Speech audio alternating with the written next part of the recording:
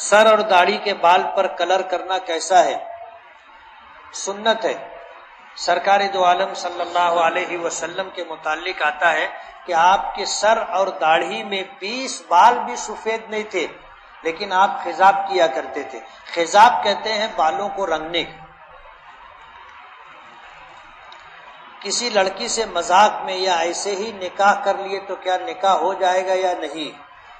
اگر ایجاب و قبول کیا گیا، چاہے ڈرامے میں چاہے مذاق سے، اور 2 گواہ موجود ہیں تو نکاح ہو جائے گا۔ یہی حال طلاق کا ہے کہ اگر کسی نے مذاق میں طلاق دی تو بھی طلاق واقع ہو جائے گی۔ بیمار شخص ہے، اسے تیمم کس طرح کرایا جائے؟ وہ وضو نہیں بنا سکتا، جیسے ہم تیمم کرتے ہیں اسی طرح کسی بیمار شخص کو تیمم کرایا جائے گا کہ پاک مٹی پر ہم اپنے دونوں ہاتھوں کو رکھ کر کے آگے پیچھے کریں، ہاتھ کو جھٹک کر کے پورا چہرے پر ہاتھ پھیرے، اس طرح کہ بال برابر جگہ بھی چھوٹے نہ، اور اسی طرح دوبارہ ہاتھ مار کر کے سیدھے ہاتھ سے الٹے ہاتھ سے سیدھے ہاتھ کا تیمم کریں گے اور سیدھے ہاتھ سے الٹے ہاتھ کا تیمم کریں گے۔ بس یہ اتنا کرنے سے پاکی حاصل ہو جائے گی۔ میرے بعد کوئی نبی ہوتا تو وہ عمر ہوتے، یہ فضیلت حضرت ابو بکر کو کیوں نہیں ملی؟ ذالک فضل اللہ یؤتیہ من یشاء، یہ اللہ کی تقسیم ہے، اللہ جس کو دینا چاہے دے سکتا ہے۔ صلاۃ الحاجت کی نماز کا طریقہ کیا ہے؟ نماز تو ایسی ہی پڑھی جائے گی جیسے ہم فجر کی 2 رکعت پڑھتے، صرف نیت یہ ہوگی کہ یہ نماز حاجت ہے، صلاۃ الحاجت ہے، بس وہ صلاۃ الحاجت ہو جائے گی۔ میں عشاء کی نماز محلے کی مسجد میں پڑھ کر یہاں پر آیا تو دیکھا جماعت کھڑی تھی، تو میں جماعت میں اس نیت سے کہ ثواب زیادہ ہو جائے گا تو کیا میں نماز میں شامل ہو سکتا ہوں؟ ہو سکتے۔ ہم نے جیسے عشاء کی فرض نماز پڑھ لی، اب ہمارے یہاں عشاء کی فرض نماز کا وقت تو مقدم ہے، ہم نماز پڑھ کر کے آئے تو یہاں عشاء کی نماز تھی، تو ہم نفل کی نیت سے بھی شریک ہو سکتے ہیں، اور اپنے ذمے اگر کوئی عشاء کی نماز باقی ہے تو قضا کی نیت سے بھی شریک ہو سکتے، ثواب مل جائے گا۔ زید کو اکثر خواب میں اس کی موت نظر آتی ہے، اور موت مسجد یا حرم شریف میں دکھائی ہو رہی ہے، ایسا نظر آتا ہے۔ زید کی عمر 16 سال ہے، اس کی تعبیر بتائیے۔ موت کی تعبیر موت نہیں ہے، موت کی تعبیر موت نہیں ہے۔ اگر کسی شخص نے دیکھا کہ وہ مر گیا ہے، لوگ اس پر رو رہے ہیں، بہت زیادہ افسوس کر رہے ہیں، تو یہ اس کی بے دینی کی علامت ہے، بددینی کی علامت ہے۔ ایسے شخص کو اپنے اعمال کا جائزہ لینا چاہیے، اپنی زندگی میں تبدیلی لانا چاہیے، اور اگر اس نے دیکھا کہ اس کا انتقال ہو گیا ہے اور کوئی رونے والا نہیں ہے، بالکل نارمل حالت ہے، یا لوگ خوشی کا اظہار کر رہے ہیں، تو یہ اس کے دیندار ہونے کی علامت ہے۔ حضور پاک صلی اللہ علیہ وسلم کتنے پانی سے وضو کیا کرتے تھے؟ آدھے لیٹر سے کچھ زیادہ پانی سے آپ وضو کرتے تھے۔ ایک مد تقریباً 1.25 لیٹر پانی ہوتا ہے، اس سے حضور وضو فرماتے تھے، یعنی درمیانی سائز کا 1 لوٹا۔ اب لوٹے کا رواج ختم ہو گیا، اب تو نل کھول دیتے ہیں، 2 لوٹا پانی تو ایسے ہی بہہ جاتا۔ حضور 1 مد یعنی تقریباً 1.25 لیٹر پانی سے وضو کرتے تھے، اور 5 مد پانی سے غسل کیا کرتے تھے۔ 5 مد پانی کتنا ہوگا؟ 3.25 لیٹر۔ 3.25 لیٹر پانی سے حضور غسل فرمایا کرتے تھے۔ امام ابو یوسف رحمۃ اللہ علیہ نے جب یہ بات بتائی تو ان کے ایک شاگرد نے کہا کہ میرا تو اتنے میں غسل نہیں ہوگا۔ ہمارے بھی تو دل میں یہی بات آئی نا کہ 3.25 لیٹر پانی میں غسل نہیں ہوگا. تو اس نے کہا کہ 3.25 لیٹر پانی میں تو میرا غسل نہیں ہوگا. تو حضرت امام ابو یوسف رحمۃ اللہ علیہ نے جواب دیا تھا کہ جو کائنات انسانی میں سب سے بہتر انسان تھا اس کا غسل ہو جاتا تھا، تو تیرا کیسے نہیں ہوگا؟ کل ہے جمعہ،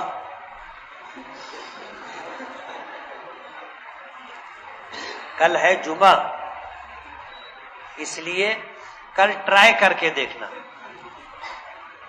ہم لوگوں کے غسل کرنے کا جو طریقہ ہے اس میں 25-50 لیٹر پانی لگتا ہے کہ ہم بس پانی ڈالتے رہتے ہیں.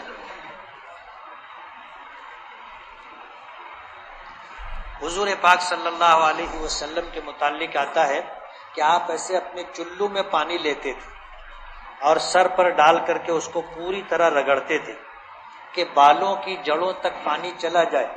پھر 2-3 چلو پانی اور ڈالتے تھے جس سے وہ پانی سر کے بالوں سے بہہ کر ٹپکنے لگتا تھا. پھر اس کے بعد گیلا ہاتھ پورے بدن پر پھیرتے تھے اور پھر بدن پر اتنا پانی ڈالتے تھے کہ وہ پانی بہنے لگے، غسل ہو گیا. میں نے ایک شخص کو دیکھا تھا میدان مزدلفہ میں، اس نے 2 لیٹر پانی میں غسل کیا تھا اور صابن لگا کے نہایا تھا.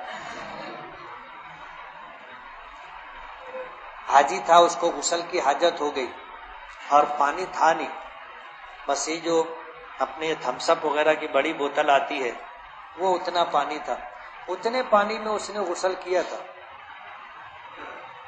کہ تھوڑا سا پانی لے کر جسم سے ناپاکی دور کی، اس کے بعد کلی کی، ناک کے نرم حصے تک پانی پہنچایا، اس کے بعد رومال کو گیلا کیا،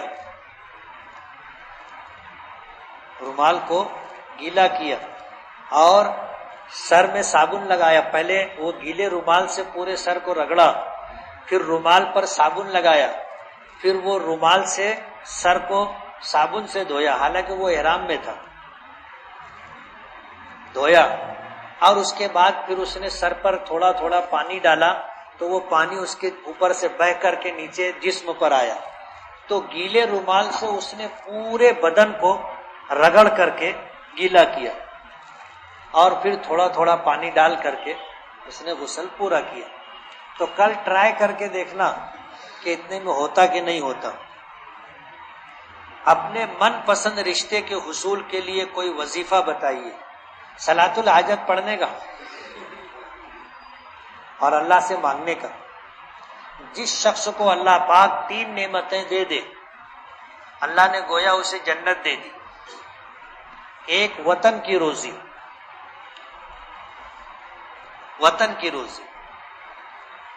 دوسرا کشادہ مکان، اور تیسرا نیک بیوی. جس شخص کو اللہ یہ 3 نعمتیں دے دے اللہ نے اس کو جنت دے دی. اس لیے اللہ سے نیک بیوی مانگنا چاہیے، دعا کرنی چاہیے.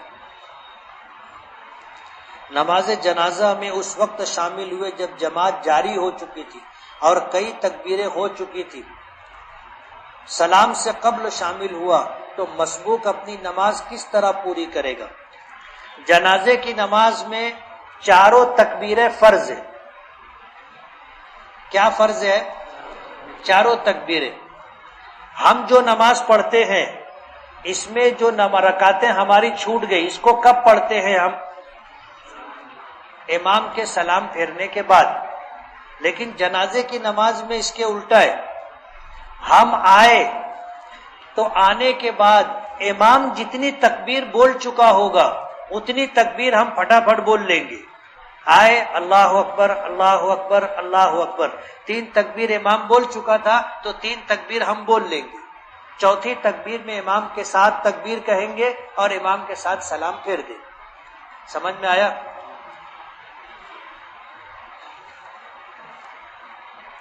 نماز جنازہ پڑھنے کا ثواب کیا ہے؟ کیونکہ بہت سے لوگ نماز جنازہ کے وقت نماز میں شامل ہونے کے بجائے باہر کھڑے رہتے ہیں. ظاہر بات ہے یہ بہت بے مروتی کی بات ہے. مسلمان کا مسلمان پر حق ہوتا ہے اور اس کے حقوق میں ایک حق یہ بھی ہے کہ اس کا انتقال ہو جائے تو اس کی نماز جنازہ پڑھے، اور نماز جنازہ پڑھنے کا ثواب احد پہاڑ کے برابر، ایک قیرات کہتے احد پہاڑ کے برابر ثواب، اور جو آدمی تدفین میں شریک ہوتا ہے اس کو ایک قیرات، یعنی نماز کا ایک قیرات اور تدفین کا ایک قیرات، 2 قیرات ثواب ملتا ہے، یعنی 2 احد پہاڑ کے برابر ثواب اللہ عطا کرتے۔ حکومت کی جانب سے بیواؤں کو دیا جانے والا فنڈ وظیفہ لینا جائز ہے؟ جائز ہے۔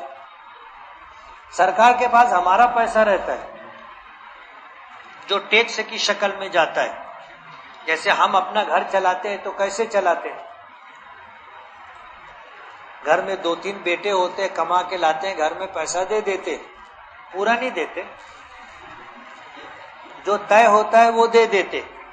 اس کے بعد اگر وہ آدمی دینے والا یہ پوچھے کہ میرے گھر میں کھانا پکتا ہے، میرے لیے کھانا جائز ہے، تو آپ کیا بولو گے؟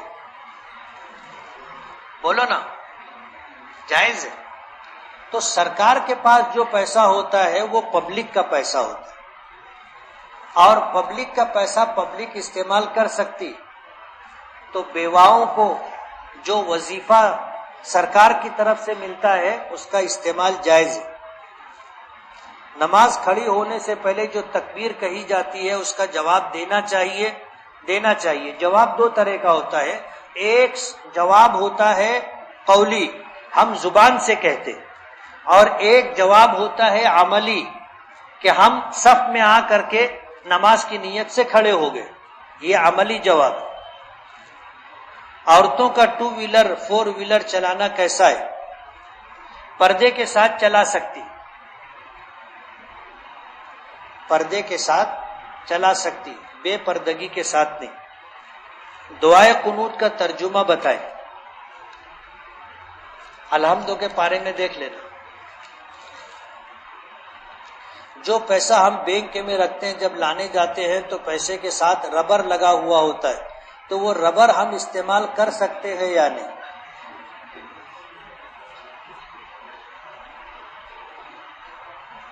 اب ظاہر بات ہے دینے والے نے آپ کو دے دیا، آپ چرا کے تو نہیں لائے نا، کہ چرا کر کے لائے، جن کا تھا انہوں نے دے دیا، آپ استعمال کر سکتے ہو۔ زید نے ایک زمین خریدی یہ سوچ کر کے کہ بھاؤ بڑھے گا تو بیچ ڈالیں گے، تو ایسی صورت میں اس پر زکوٰۃ ہے یا نہیں؟ زکوٰۃ ہے، اس لیے کہ یہ مال تجارت ہو گئی۔ جو زمین ہم اپنی ضرورت کے لیے خریدتے کہ اس پر مکان بنائیں گے، دکان بنائیں گے، کارخانہ بنائیں گے، سائزنگ بنائیں گے، اس پہ کھیتی کریں گے، تو اس زمین پر زکوٰۃ نہیں ہے۔ لیکن اگر ہم نے نیت کر لی بیچنے کی تو اب یہ مال تجارت ہو گئی، تو اس پر زکوٰۃ دینی پڑے گی۔ زید نے ایک زمین کا سودا کیا اور ایک شخص سے بڑی رقم لی اور کہا کہ 1 سال میں آدھا منافع دوں گا زمین بیچ کر بڑی رقم کے ساتھ، لیکن 4 سال ہو گئے، زید نے نہ نفع دیا، نہ زمین دی، نہ بڑی رقم واپس کی۔ ایسی صورت میں اس شخص سے جو بڑی رقم دی ہے اس پر زکوٰۃ ہر سال واجب ہے یا نہیں؟ پیسہ کس کا ہے؟ وہ دینے والے شخص نے زمین کے کاروبار کرنے والے کو جو پیسہ دیا ہے، یہ پیسہ کس کا ہے؟ دینے والے کا ہے نا، کہ اس کو دے دیا تو وہ مالک ہو گیا، ایسا ہے کیا؟ پیسہ کس کا ہے؟ وہ دینے والے کا، تو اس پر زکوٰۃ دینی پڑے گی۔ اللہم صلی وسلم وبارک۔